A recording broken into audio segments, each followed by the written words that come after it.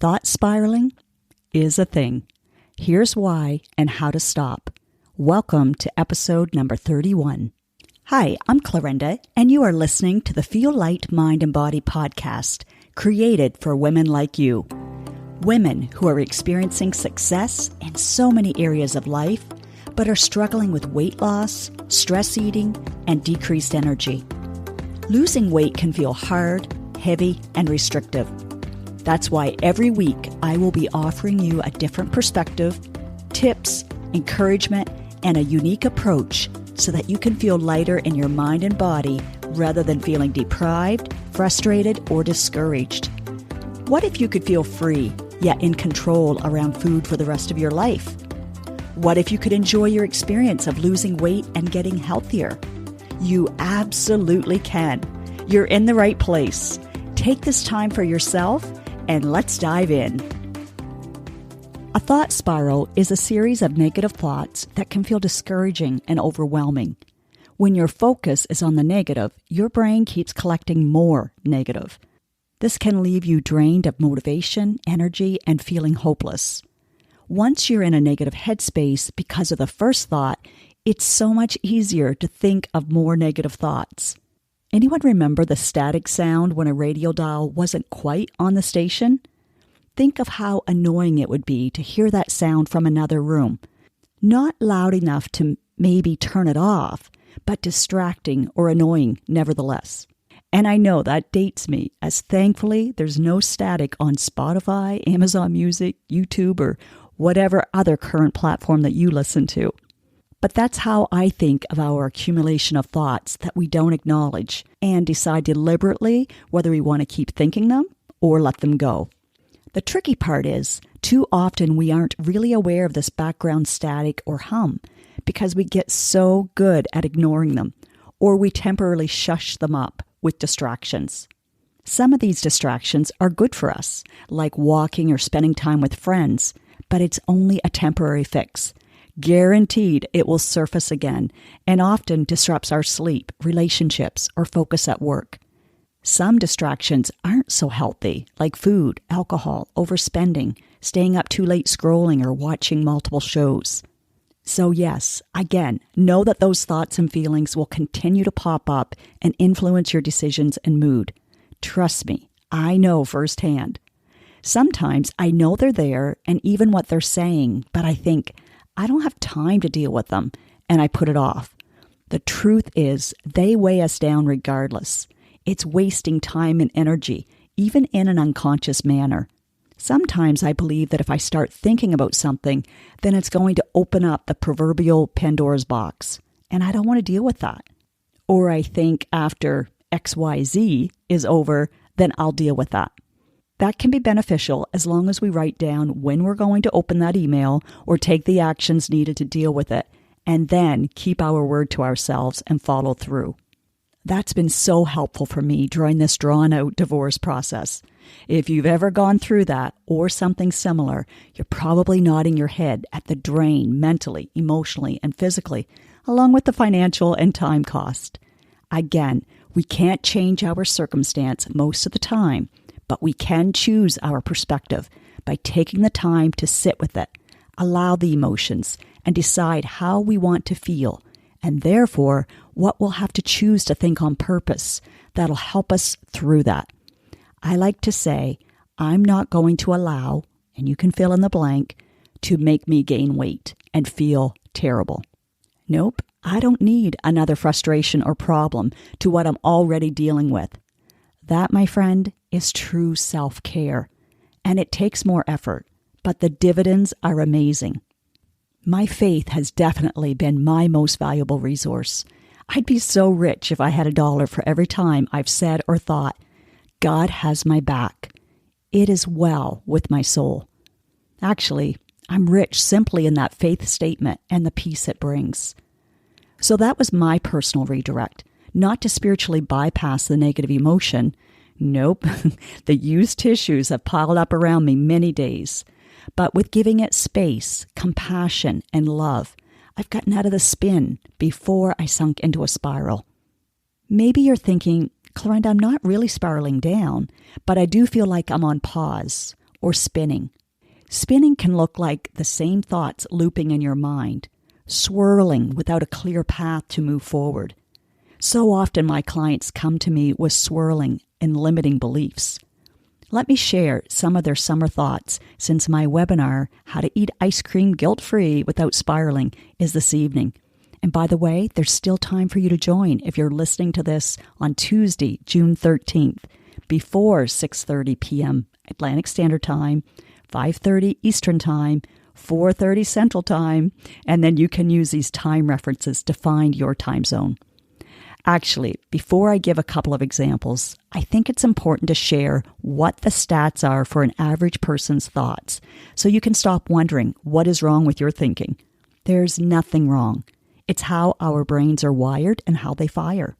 According to the National Science Foundation, you have anywhere from 12,000 to 60,000 thoughts per day. Now, you may read another stat that the number is 70,000, but this gives us some perspective, so let's not get hung up on a specific number as we're all unique. Of those thoughts, 80% are negative. Did you hear that? It's not just you. And 95% are repetitive thoughts, recycled through our minds. So that explains why we feel heavy or uneasy more than we would like to some days. Think about it. When 80% of negative thoughts are on repeat, then we think negative way more than we think positive thoughts. So here are a couple of thoughts about summer that I hear quite frequently. There's no sense of thinking about trying to lose weight over the summer. I'll just wait until I'm back into a routine. And that sounds pretty reasonable if there isn't any health risk. Would you agree? And if that feels good and you like your reason for doing so, then that is what can work for you. This isn't about reaching a certain trophy weight or size, unless that's what you really desire personally. Our overall goal is to be healthy, feeling light in mind and body, so we can live our lives with vitality, joy, and ease. Let's look at that thought again. There's no sense of thinking about trying to lose weight over the summer. I'll just wait until I'm back into a routine. The nuance I want to offer is it's giving the lifestyle of losing weight the connotation that it has to be hard, restrictive, or somehow not doable for summer. I get it.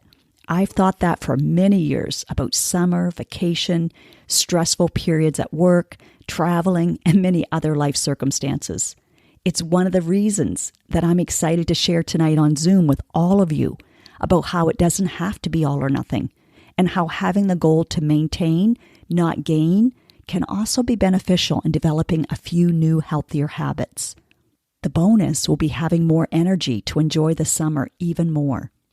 Another very common thought is, but I know I'll have ice cream on a hot day, and then I simply spiral. Again, many of us have experienced that, but it's also a story you are telling yourself. We all tell ourselves stories about what we believe we can or cannot do. It's usually based on our past accomplishments or deemed failures.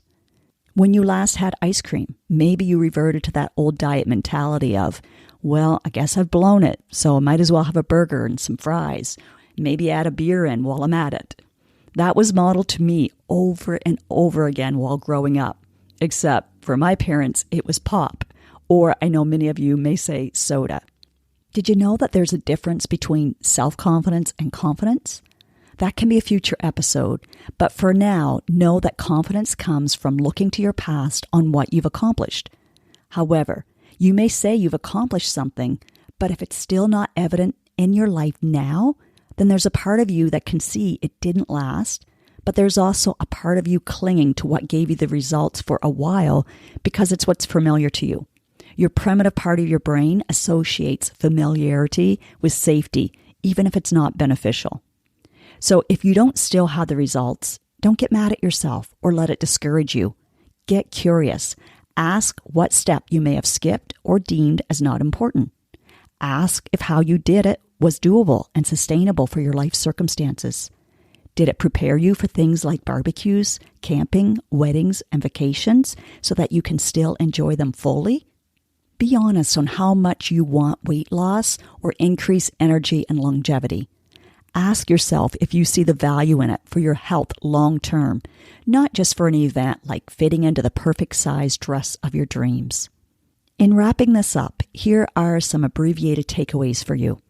Thought spiraling is unproductive and self-sabotaging.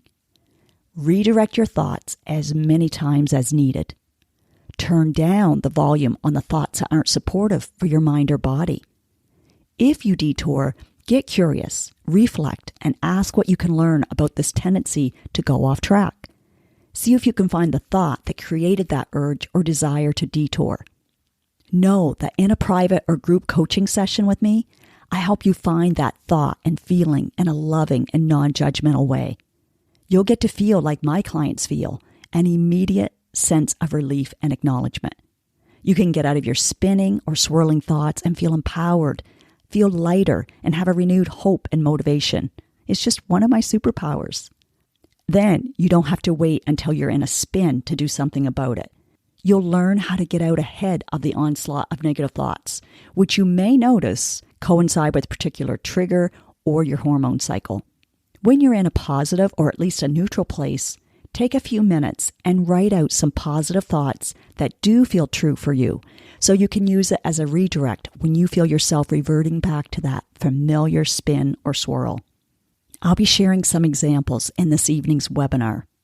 Another takeaway: know that a belief is a thought you keep on thinking of as a truth until you tell yourself otherwise, or acknowledge that, yes, it may be true, but something else can be equally true. As you know, when we feel better, we make better choices. If you want to feel better, like now, register while you can for this evening's Eat the Ice Cream or anything else, guilt-free without spiraling, or choose not to, but feel empowered either way. It is possible.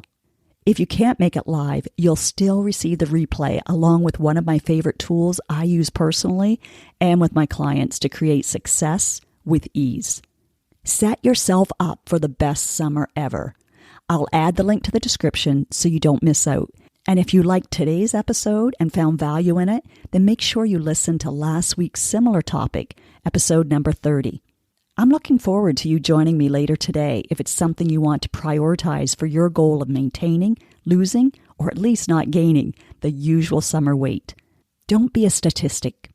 Be a feel light, mind and body kind of woman that can rock her summer, one thought at a time. Now, do yourself the biggest favor. From love, take at least one action step from what you learned today. Knowledge without application won't give you the results that you desire. Let me know on Instagram, Facebook, LinkedIn, wherever, what you are choosing to do and when. And yes, please leave a podcast review wherever you are listening to this. When people read your words and can see themselves in them, then you are contributing to women empowering other women. And that feels amazing. You just might change or save a life today.